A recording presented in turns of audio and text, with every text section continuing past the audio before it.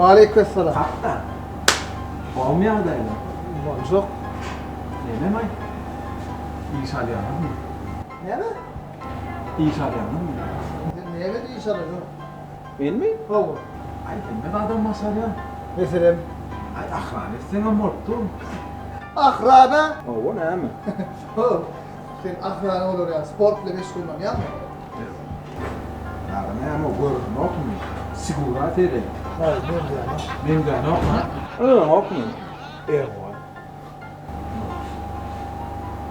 Araştırın. Oh.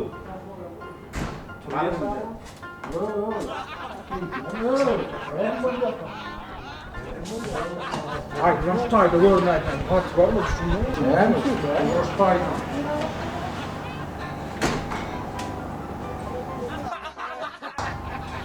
Gördün mü? Ne ettim? İyi, bonjour. Hani vallahi mı? İşte mi? İşte. Eğer basık dersin ha. Çağır da ne eve dursun o? Çağıracak olayım. Hı. Ya sen onu yem çıkartıp koyalım mı? Da başkanı. Ay böyle ya. Yeni çağırırsa.